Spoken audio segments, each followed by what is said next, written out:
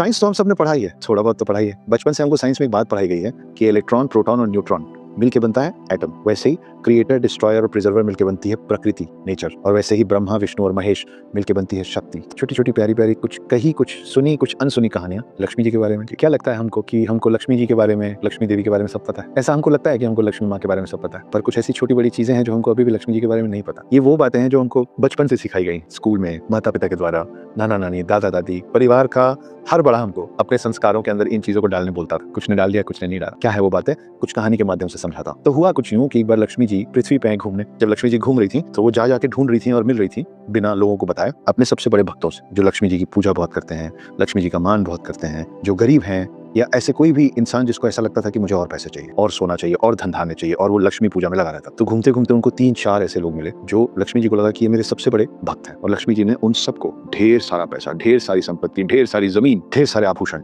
सब दे दिए और उनसे कहा कि 1 साल बाद आके फिर मिलूंगी और फिर हम डिसाइड करेंगे कि तुमको जो मिला था तुम उसके लायक हो कि नहीं हो। इन भक्तों को ज्यादा कुछ समझ में नहीं आया। इतना सारा धन धान्य लेके, इतने सारा आभूषण लेके, इतनी सारी जमीन लेके, ये सब बहुत खुश थे, अपना अपना काम कर रहे थे। कोई पैसे बांट रहा था, कोई पैसे गलत चीजों में खर्च कर रहा था, और कोई संभाल के पैसे को बढ़ाने में भी मेहनत करो। 1 साल खत्म हुआ, दिवाली के आसपास का फिर से समय आया और लक्ष्मी जी फिर से आई इन्हीं भक्तों के पास बिना इनको बताए। जब वो आई और अपने सारे इन 3-4 भक्तों को देखी तो कुछ नहीं कहा, देखी, मुस्कुराई और चली। जैसी लक्ष्मी जी गई, अचानक से इनमें से 4 में से 3 के पास सब कुछ गायब हो गया। वो फिर से वैसे हो गए जैसे वो पहले थे, उससे भी ज्यादा गरीब हो गए। मगर 4 में से एक शख्स था, एक भक्त था, जिसके पास से वो सारी चीजें नहीं गई। तो सब समझने की कोशिश कर रहे थे कि लक्ष्मी जी ने 4 भक्तों को चुना, सब कुछ बराबर दिया, 3 भक्तों से बाद में सब कुछ वापस ले लिया, एक के पास सब कुछ क्यों छोड़ दिया? नारद मुनि आए और उन तीनों को बताया कि उनसे गलती क्या हुई थी। इन 4 में से एक भक्त था जो अपना घर बहुत साफ रखता था, मगर अपना शरीर साफ नहीं रखता था, दांत साफ नहीं रखता था, नहाता नहीं था, उसके पैर रात को सोते वक्त गंदे होते थे, उसके नाखून बढ़े रहते थे। लक्ष्मी जी को सफाई बहुत पसंद है। जहाँ गंदगी होती है वहाँ धन धान्य, वहाँ समृद्धि नहीं होती, वहाँ लक्ष्मी नहीं होती, इसलिए उसके पास से सब ले लिया गया। दूसरे ने कहा पर मैं तो अपना पूरा शरीर साफ रखता हूँ। तो उससे नारद मुनि ने बताया कि तुम अपना शरीर साफ रखते हो पर तुम्हारा घर साफ नहीं रहता है, तुम्हारे घर में गंदगी है, तुम्हारा घर साफ नहीं है, तुम्हारा मन साफ नहीं है, इसलिए लक्ष्मी जी वहां से चली गई थी। तीसरे ने बोला मेरा घर भी साफ है, मेरा मन भी साफ है, मेरा शरीर भी साफ है, उसके बाद मेरे पास से लक्ष्मी जी क्यों चली गई? तो नारद मुनि ने बताया क्योंकि तुम अपने आसपास के, अपने घर की महिलाओं का सम्मान नहीं करते हो, अपनी महिलाओं का मान नहीं रखते हो। तो अगर आप इसमें से कोई भी ऐसी गलती कर रहे हैं, या आप अपने आसपास की महिलाओं का सम्मान नहीं कर रहे हैं, उनका तिरस्कार कर रहे हैं, उनकी इंसल्ट कर रहे हैं, तू तड़ाक से बात कर रहे हैं, बदतमीजी कर रहे हैं, या आप अपने शरीर का ध्यान नहीं रख रहे हैं, आप गुटखा खाते हैं, पान खाते हैं, या आप अपने शरीर का दूसरे तरीके से ध्यान नहीं रख रहे हैं, और या फिर आप अपने घर को ऑर्गेनाइज नहीं रखते हैं, चीजें फैली हुई हैं इधर उधर,